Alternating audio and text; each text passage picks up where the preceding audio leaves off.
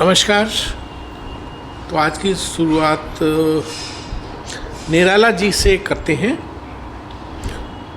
निराला जी का जन्म 21 फरवरी 1896 में हुआ था मिदनापुर में, बंगाल, और उनका निधन 15 अक्टूबर 1961 में हुआ, 62 साल पे,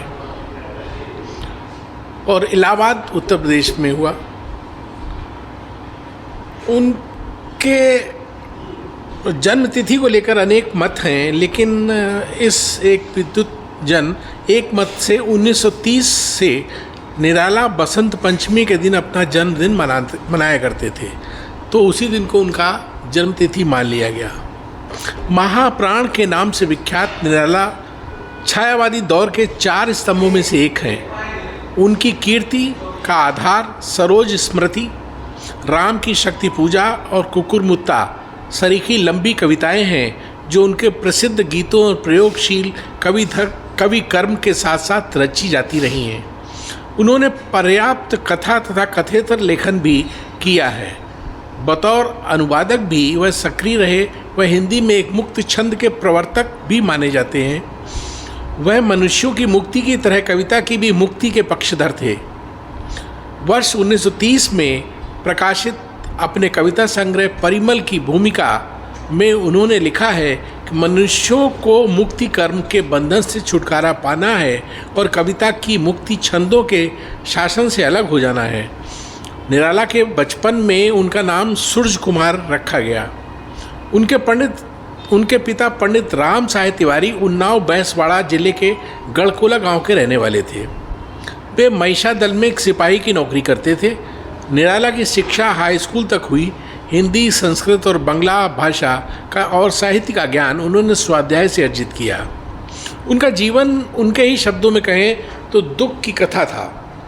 3 वर्ष की आयु में उनकी माँ का और 20 वर्ष के होते होते उनके पिता का देहांत हो गया।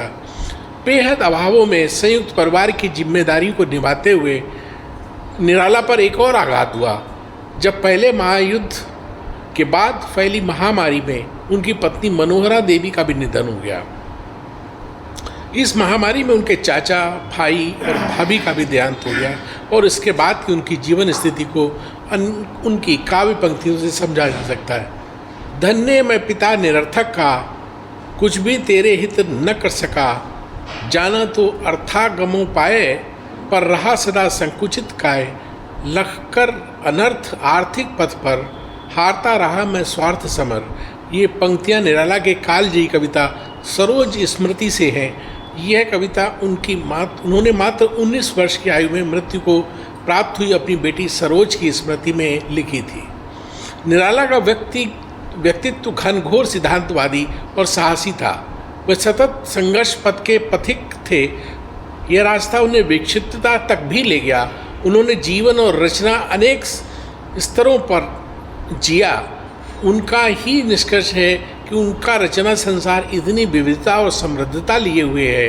हिंदी साहित्य संसार में उनके आक्रोश और विद्रोह, उनकी करुणा और प्रतिबद्धता की कई मिसालें और कहानियाँ प्रचलित हैं। उनके जीवन का उत्तरार्ध इलाहाबाद में बीता।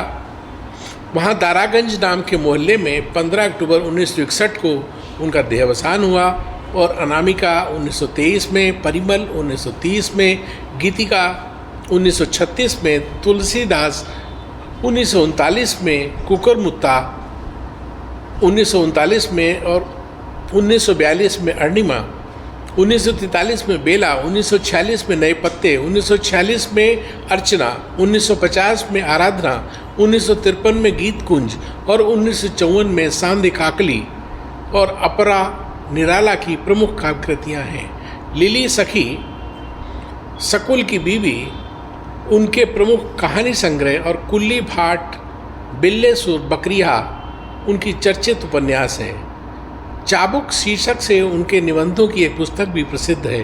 वर्ष 1976 में सूर्यकांत त्रिपाठी निराला पर भारत सरकार द्वारा डाक टिकट जारी किया गया है। हम सब उनको नमन करते हैं।